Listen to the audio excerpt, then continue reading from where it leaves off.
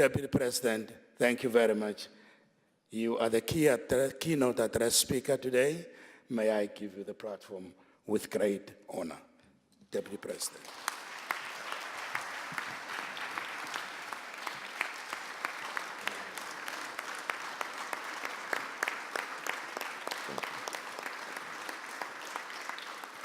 Thank you.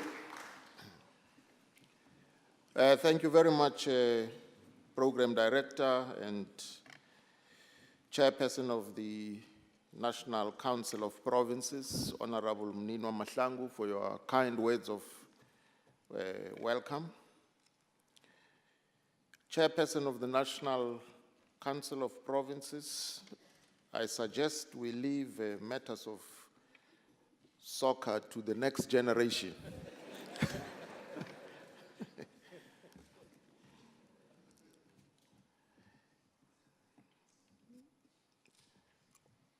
Honorable Speaker of the National Assembly, Mr. Max Sisulu,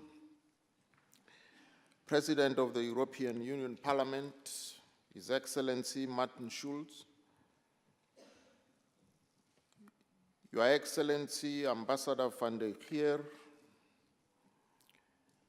presiding officers and members of various legislatures,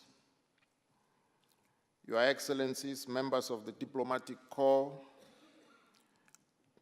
distinguished guests, honorable members, ladies and gentlemen, I'm once again honored to address this annual International Consultative Seminar of the South African legislative sector in collaboration with the European Union Parliament. I wish to convey President Jacob Zuma's sincere regards and good wishes to a successful meeting. He could not join us due to other commitments.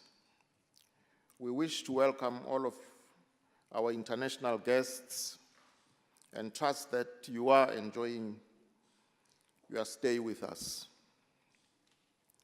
Program Director, you are meeting under the theme of strengthening democracy through global collaboration of legislatures on economic development and transformation.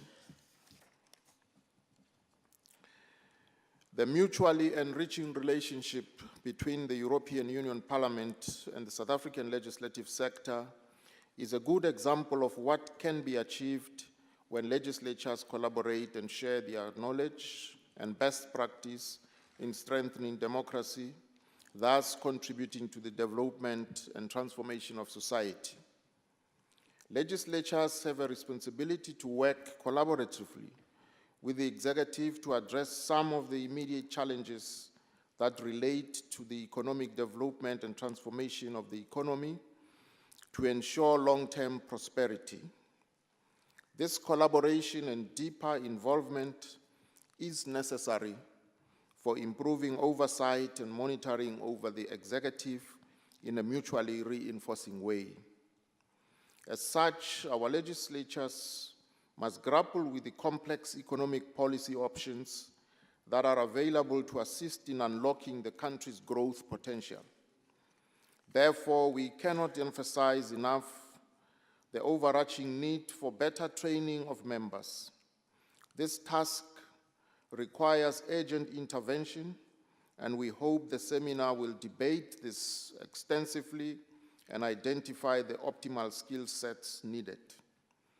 Members of Parliament who are skilled and well-informed are better able to fulfill their duties and responsibilities as public representatives and are more proactive in lobbying, networking, and interacting with various sectors.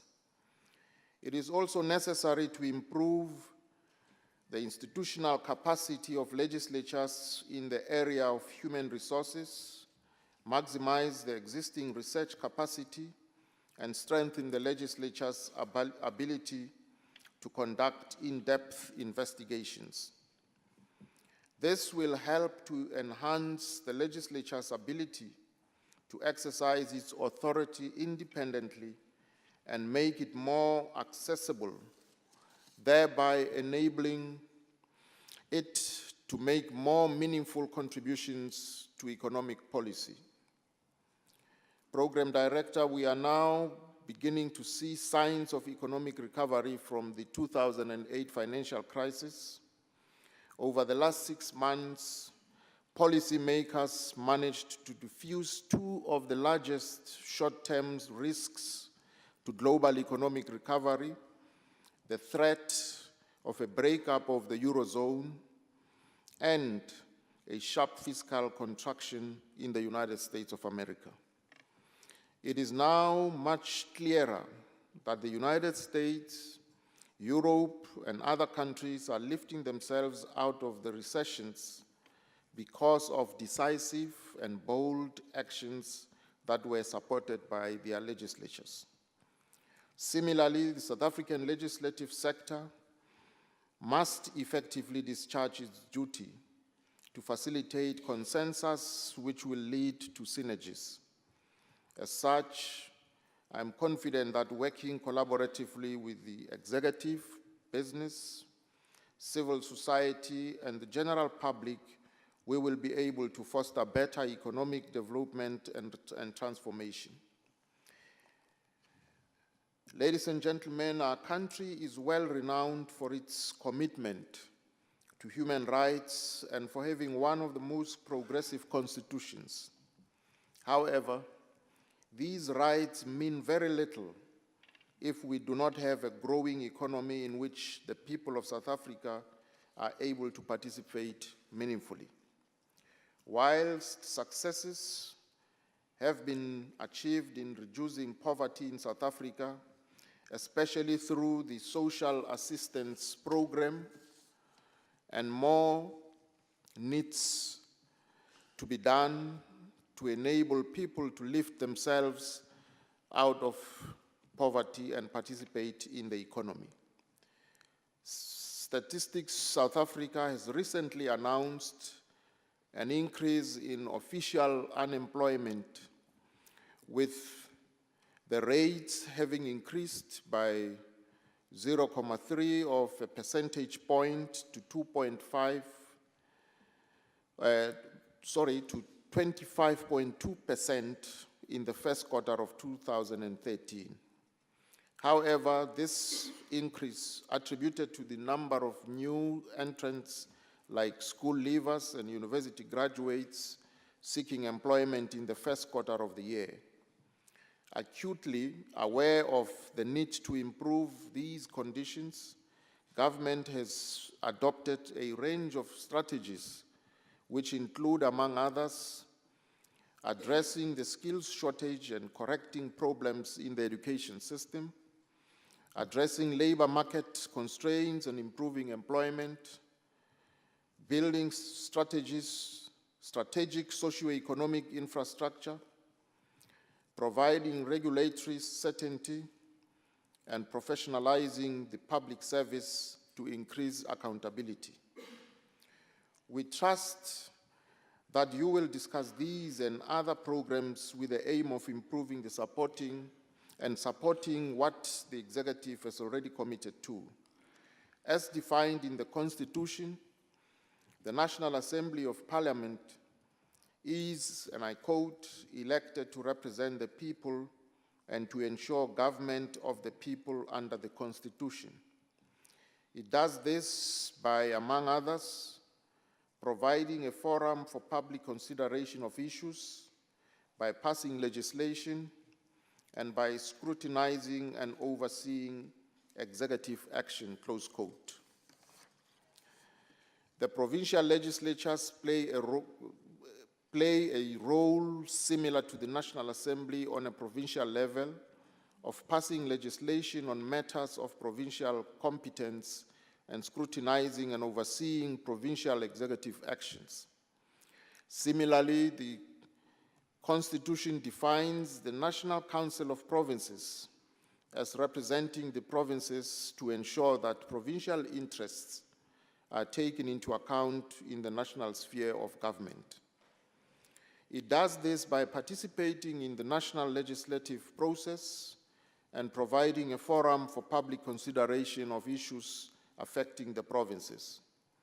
As such, it is uniquely placed to coordinate legislative input from provincial legislatures as well as inputs from local government, as this sphere has representation through organized local government. I trust that this meeting will be discussing how the National Assembly can better become a forum for the public consideration of promoting economic development and transformation, how legislation to enhance economic development can be fine-tuned, and how executive action on economic development can be scrutinized and overseen. A similar role will also be played by provincial legislatures.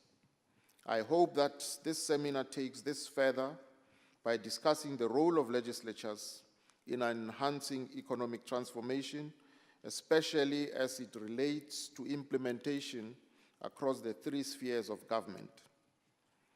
Program Director, when our Constitution was finalized, the Constitutional Assembly envisaged a more active role for Parliament in the budgeting process and took the far-reaching step of requiring that an Act of Parliament be passed which provides for a procedure to amend money bills. Although the Money Bills Amendment Procedure and Related Matters Act was passed a few years ago, I am pleased that significant advances are being made in ensuring that it is fully implemented. The most significant development so far has been the establishment of the Parliamentary Budget Office, and I trust that it will enhance Parliament's role in promoting economic development and transformation. In the context of these developments, the work of Parliament has become more systematic, thus allowing for better consideration of departmental strategic plans and evaluation of annual reports. However, more could be done by Parliament to ensure a better coordination to avoid a silo approach and a narrow focus limited to the functions of individual departments. As this is a legislative sector dialogue, not just between the different legislatures on the continent, but also the European Union, I trust that your discussions will be enriched by the international inputs, particularly the European Parliament, which has representation from many parliaments. I wish to conclude by thanking our development partners who have been with us in this journey since 1994, whose contribution has been invaluable in the strengthening of our system of democracy. The South African legislatures are custodians of the values of equality, non-racialism, non-sexism, the supremacy of the Constitution, and a multi-party system of democratic government. We have an engaging parliament that facilitates public involvement in the legislative and other processes and a strengthened cooperative and good governance.